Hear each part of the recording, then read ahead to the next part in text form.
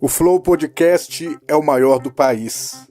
Junto com seu crescimento, ganhou uma imagem associada à extrema-direita brasileira. Seus dois fundadores e, até há pouco tempo, apresentadores eram, ou são, associados a ideias, no mínimo, polêmicas para uma civilização iluminista. Monark deixou o Flow depois de defender a existência de partidos nazistas. Igor continuou tocando o podcast, eventualmente recebendo políticos, artistas ou intelectuais progressistas, mas mantendo a linha mais à direita do canal.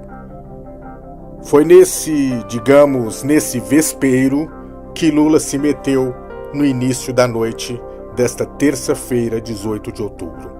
Deixando claro logo de cara, foi uma noite histórica. A audiência da entrevista superou o 1 milhão de acessos simultâneos, o dobro da conquistada por Jair Bolsonaro em seu evento semelhante no mesmo Flow Podcast.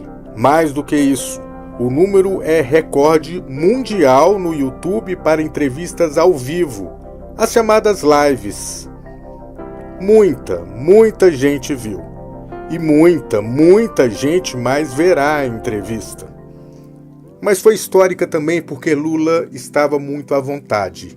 E por incrível que pareça, ajudou muito nisso o fato de estar sendo entrevistado por uma pessoa que claramente não é um progressista. Igor, na realidade, poderia ser descrito como um antipolítico e um antipetista, mas tampouco poderia ser caracterizado como um bolsonarista típico. E isso, involuntariamente, foi bom para Lula. Ali ele falava com um público novo e com um interlocutor que fazia, talvez sem saber, o papel típico de um indeciso na atual eleição. Claro, Lula poderia ter se saído mal, mas como ocorre em 9 em cada 10 entrevistas de Lula, ele se saiu bem. Naturalmente bem. Como quando falou da gravata que usou no debate da Band, a mesma que usou nos depoimentos dados ao ex-juiz bolsonarista Sérgio Moro. Saía ali a primeira frase de ouro da entrevista, repetida depois nas redes sociais. A gravata da pátria amada. Aquela gravata eu ganhei quando o Brasil ganhou as Olimpíadas em Copenhague. Você pode ver que lá em Copenhague eu estava com aquela gravata, o Pelé estava com aquela gravata. Entendi. Sabe, foi uma gravata que o Comitê Olímpico deu para nós. E eu fiquei com 18 gravatas. Dei uma pro Jô Soares, sabe, e não sei quem foi que pediu outra. Eu tenho lá em casa, então aquela gravata eu uso. Toda vez que eu vou encontrar com um representante estrangeiro, eu uso aquela gravata. Tá, então ela de fato significa alguma coisa. Significa, sabe... Significa minha pátria amada. Lula também tentou contrapor-se à antipatia do entrevistador pelos políticos e lembrou a mania de mentira exercida diariamente por Jair Bolsonaro. Você tem político sério de direita, você tem político sério de esquerda. De fato. Você tem político sério de centro. Sabe, você não precisa mentir.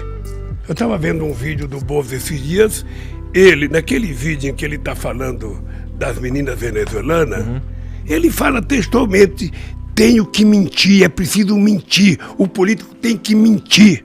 Eles são capazes de dizer que vaca voa, eles são capazes de dizer que cavalo tem chifre, boi não tem. Qualquer mentira, não tem tamanho e não tem hora. É uma verdadeira fábrica de mentir a campanha do Bolsonaro. Hoje é o seguinte, é mentira atrás de mentira e você passa o tempo respondendo. Deixa eu falar, não só a campanha é com base na mentira e das piores mentiras, da coisa mais perversa que você pode imaginar, como o governo dele é uma mentira. Voltou a lembrar, desta vez a um imenso público novato para seus discursos, a falta de cabimento na fake news de que fecharia igrejas.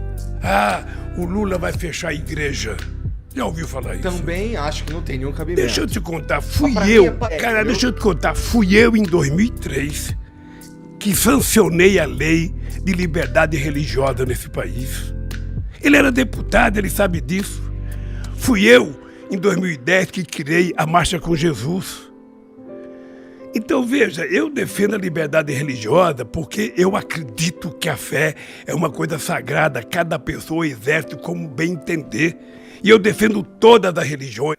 Falou com a juventude, público majoritário do canal, com direito a dialogar com a economia 4.0. Você junta as universidades para que a gente discuta esse mercado de dados. Sabe, essa loucura digital, como é que a gente vai preparar essa juventude para usar bem se ele não tem possibilidade de estudar. Por isso é que eu vou voltar a criar o ProUni, o FIES, sabe? Eu quero que a molecada estude engenharia. A molecada saber ser todo mundo campeão de games, ser todo mundo fazedor de software. Que é assim que o Brasil vai crescer. É porque as outras indústrias, a gente meio que já perdeu o bonde. Talvez agora na indústria 4.0, que seja todo isso que você está falando, desenvolvedor, inteligência artificial e tudo mais, seja onde a gente possa ser protagonista mesmo. Até porque a gente tem a chance de sair dessa crise numa posição vantajosa. Nós estamos vantajosos com relação à América do Sul. Mas veja, a China e os Estados Unidos é que são os donos da bola. São. Mas a Coreia...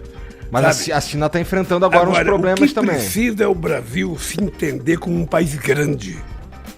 E que, portanto, nós temos que colocar a nossa juventude para estudar, se aperfeiçoar, sabe? E mandar muita gente estudar lá fora em universidade, sabe? Para que a gente seja competitivo, para que a gente possa disputar mercado. Concordo. Esse é o Brasil do futuro. Esse é o Brasil, Igor, que está mais na tua mão do que na minha. E aos antipetistas que nem sabem por que criticam o PT, Lula tocou na ferida, sempre com empatia e de forma nada agressiva. Ele explicava a razão maior da campanha antipetista que proliferou após os governos do PT. O problema é o seguinte, ô Igor, presta atenção numa coisa. Você acha que a elite brasileira engoliu de graça o PT fazer uma lei que registrar empregada doméstica em carteira, jornada de trabalho, direito de férias, descanso semanal? Você acha que a direita aceitou pacificamente isso? Uma sociedade que é escravista? Você acha que eles aceitaram com muita tranquilidade o fato da gente fazer com que as pessoas pobres da periferia chegassem a fazer universidade?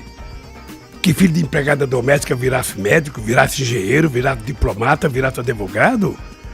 Quando nós criamos o ProUni e o FIES, a gente permitiu, nós saímos de 3,5 milhões de estudantes na universidade para 8,5 milhões, cara.